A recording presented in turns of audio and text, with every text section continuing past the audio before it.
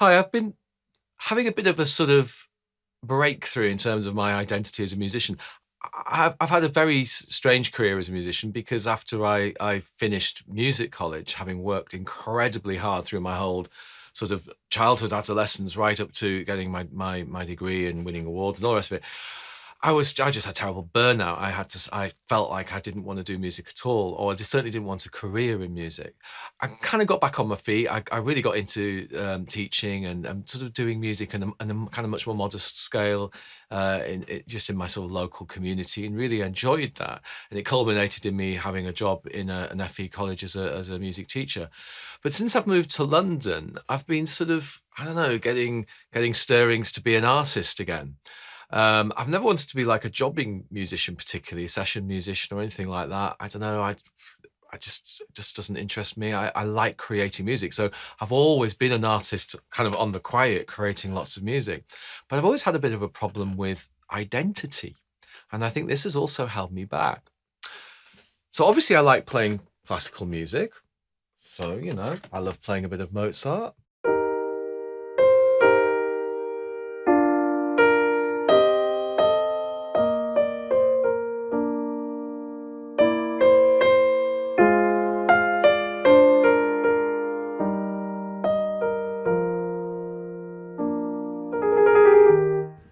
I like playing a bit of Liszt. Or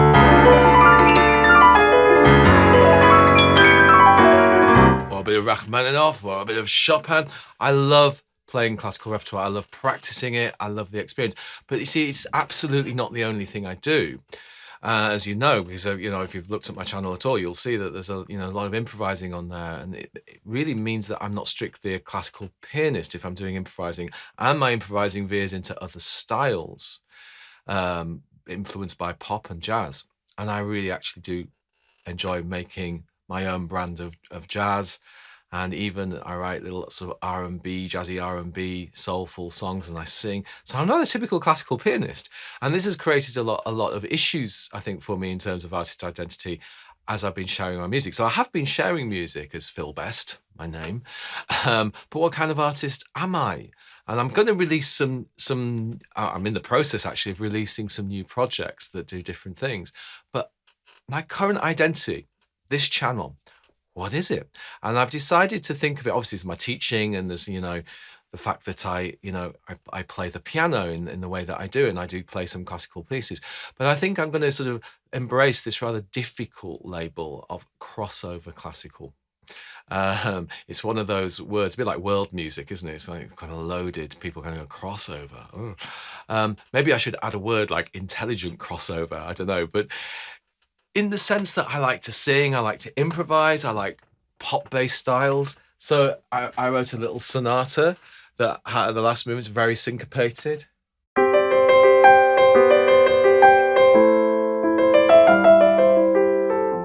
And it's kind of influenced by Mozart in a lot of ways. That's kind of where I think there's kind of the kind of textures and what I'm doing with the themes and the melodies and the way I bring them back. But it's definitely syncopated in a poppy style, as you can hear. So this is crossover.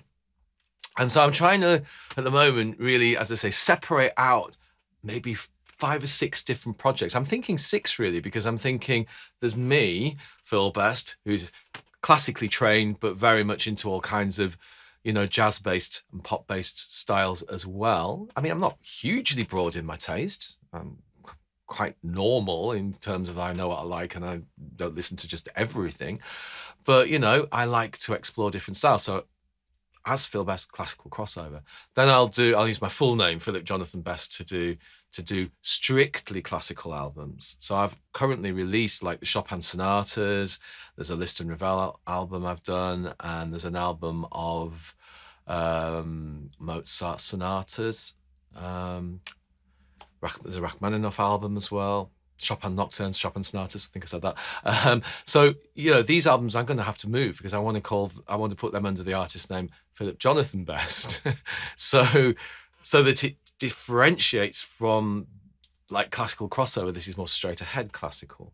Then there's PJ Best, who's my initials. I'll do more jazz. I play my little cajon.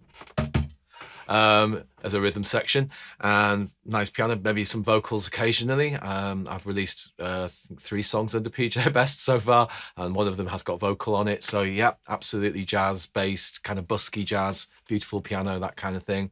I also write kind of, as I say, R&B songs. So I'll use a project name. I'm going to use Not Parallel for that. I was going to use my grandma's name in a masculine format and call myself Louis Harrison, but I'm not going to do that. I'm going to call it Not Parallel. And then, you know, an old guy like me, I can hide behind the project name, which makes sense, like a producer. I also like doing kind of electronica and EDM, so another project name, Musometry, for that. I've released just 1 song so far, but I've got absolutely tons on my computer of that sort of thing.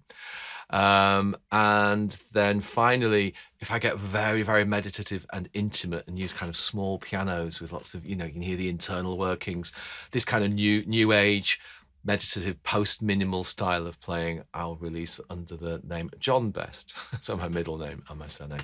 I think this way I'll feel that I have access to, if you like, algorithmic marketing, because obviously music releasing now is very, very easy, but it's probably quite difficult to attract listeners when you're not a name. And so this is why I'm going to do this. So if I was going to do something that sounded more like this,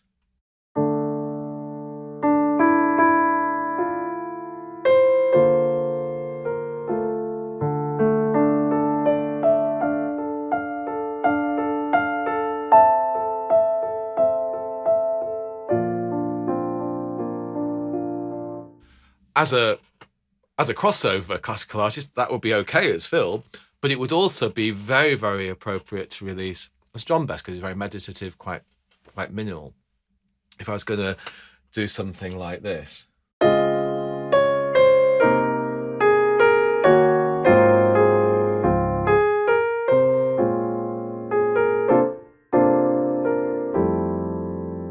Especially if it was an electric piano, that kind of Stevie Wonder sound and clear influence there, that would be good under Not Parallel. I could make that into kind of an R&B song.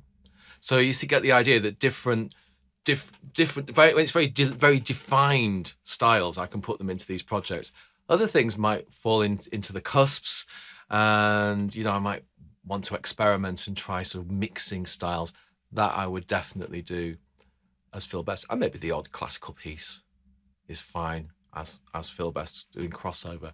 So this is what I'm going to do, but it's a tricky problem. I mean, I can see why a lot of musicians end up, you know, if they're really pursuing mainstream success, which, you know, I suppose doesn't particularly interest me. I'm not sure what I'd do if I became a star.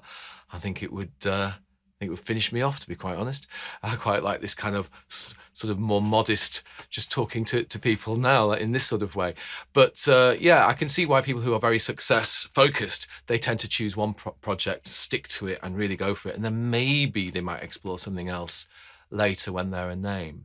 But I just feel really pleased that I'm actually feeling like I can be an artist at all and share these different projects, so that you know, I can share the music that I love to make with the world, and maybe inspire people a little bit with that, because that's all that really matters, isn't it? It's just sharing the love of music, sharing what as musicians, what we love to do, so that people get a chance to listen.